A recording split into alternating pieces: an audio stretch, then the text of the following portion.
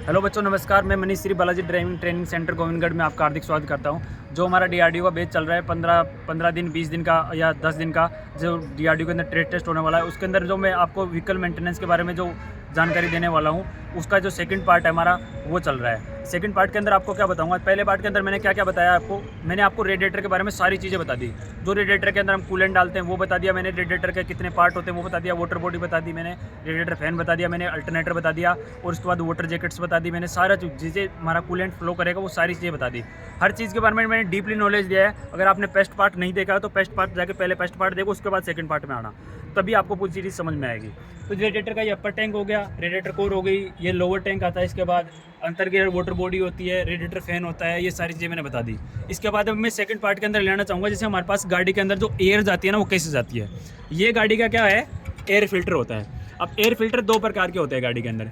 एक air filter होता है ड्राई वाला, एक होता है वेट वाला। ड्राई के अंदर क्या आता है, देखो ये सूखा वाला एयर फिल्टर है, इसके अंदर दिख रहा है आपको क्लियरली मैन, तो ये ड्राई वाला है। ड्राई वाले के अंदर क्या होता है, जैसे हमारी गाड़ी के अंदर एयर जा रही है, वो एयर कहाँ से जाएगी, यहाँ से जाएगी। एयर अगर इसके अंदर चलेगी तो इसके अंदर क्या होगा, डस्ट पार्टिकल तो इसके अंदर चिपक जाएंगे।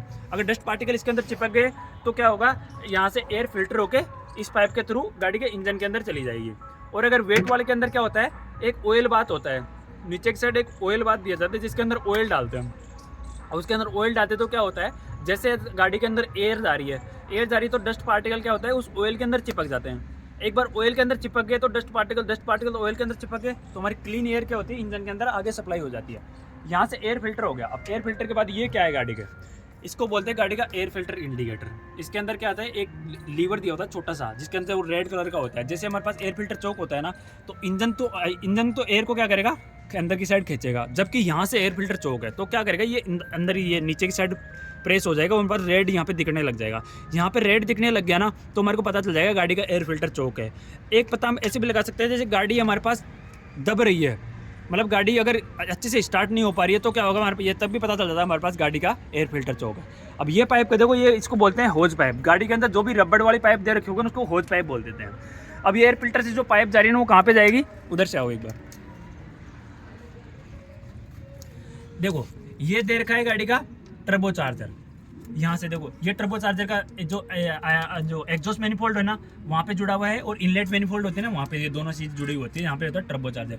अब टर्बो चार्जर का काम क्या होता है, गाड़ी के अंदर जो धुआं बढ़ रही है, जैसे फ्यूल बर्न हो रहा है तो धुआं बढ़ रही है तो क्या करेगी, टर्बो को घुमाएगी तो क्या होता है, जैसे टर्बो चार्जर के ऊपर दो टर्बाइन कनेक्ट होते हैं। एक टर्बाइन क्या होता है, जो टर्बो से घूमता है, वो जो एग्जॉस्ट गेज है ना उसको घुमाएगी। एग्जॉस्ट गेज घुमाएगी तो एक टर्बाइन अपने आप घूमेगा, दूसरा टर्बाइन घूमेगा, तो जो यहाँ से एयर जा रही है ना, उस एयर को क्या करेगा, स्पीड के साथ बाहर के साइड से खींचेगा और अंदर फ्लो करवाएगा। जैसे अंदर फ्लो करवाएगा तो उसकी आउटलेट पाइप कौन सी है, ये वाली इसकी आउटलेट पाइप है।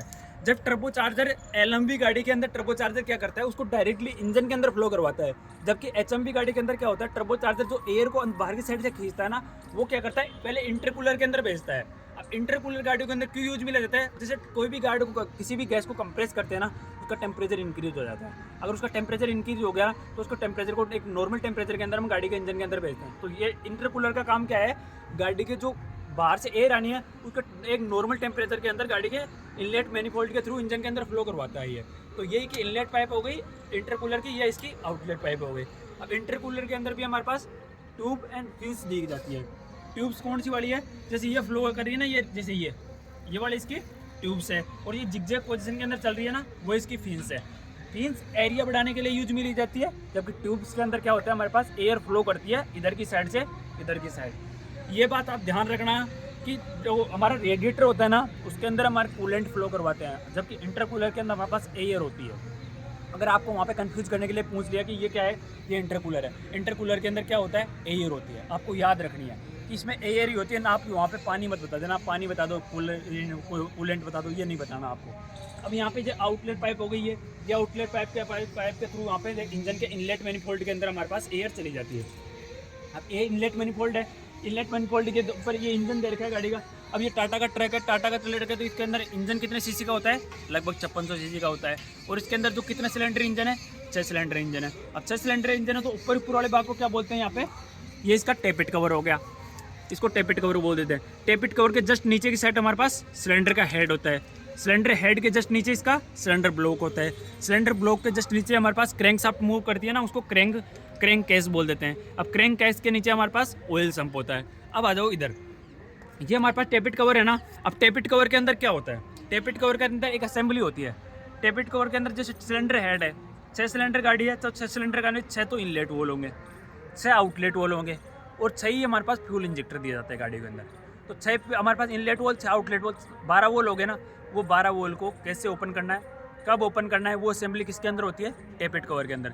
टेपिट कवर के अंदर कौन सी असेंबली होती है? कैम एंड फोलोवर वाली या फिर रोकर आर्म वाली, ये दोनों असेंबली किसके अंदर होती है? टेपिट कवर के अंदर होती है। वही असेंबली क्या करती है, जो 12 वोल होते हैं ना, कब किस टाइम कौन सी वोल को ओपन करना है, ये वही डिसाइड करती है किस टाइम पे कौन सी वोल को ओपन करना है। ये टेपिट कवर के अंदर होती है। उसके नीचे आता है सिलेंडर का हेड। सिलेंडर हेड के अंदर 12 वोल होते हैं, 6 फ्यूल इंजेक्टर होते हैं और हमारे पास वाटर जैकेट्स होती है ना, वो सिलेंडर हेड के अंदर भी होती है। क्योंकि हमारे पास जो पिस्टन चलता है ना, जब हीट हमारे पास हीट जनरेट होती है ना, तो क्या होता है, सिलेंडर हेड भी गर्म होता है, तो वहाँ से भी हमारे पास जो कूलेंट फ्लो होता है ना, वो उसको वहाँ से भी हीट लेके आता है। अब सिलेंडर हेड हो गया, सिलेंडर हेड के नीचे हमारे पास सिलेंडर का ब्लॉक हो गया, जिसके अंदर हमारे पास पिस्टन मूव करते हैं। पिस्टन हमारे मूव कैसे करते हैं? ऊपर से नीचे मूव करते हैं, TDC से BDC तक।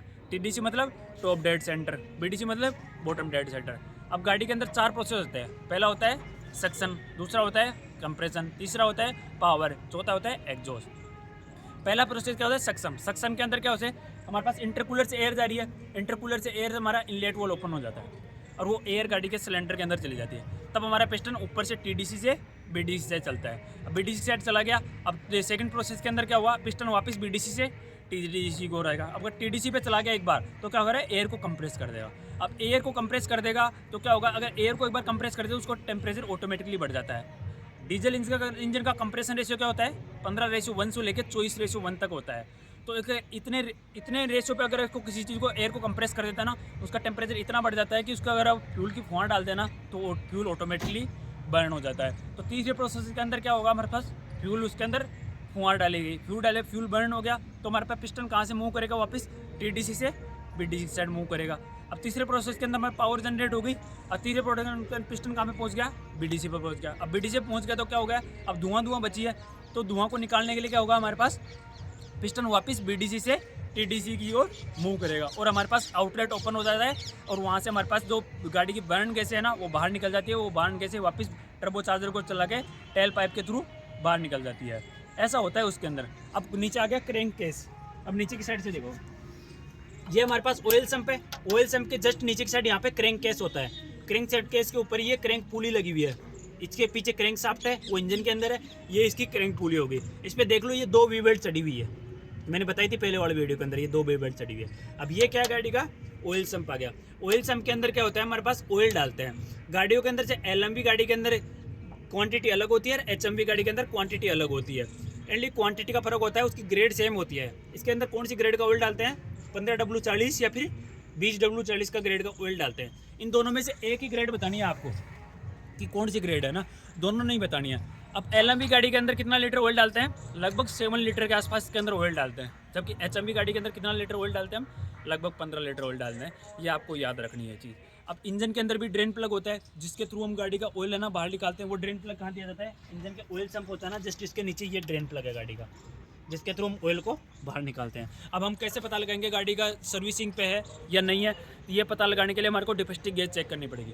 ये गाड़ी की डिपस्टिक गेज है, डिपस्टिक गेज है। यहाँ पे डिपस्टिक गेज पे देखो 2 इंडिकेटर दे रखे होंगे, 3 इंडिकेटर दे रखे हैं।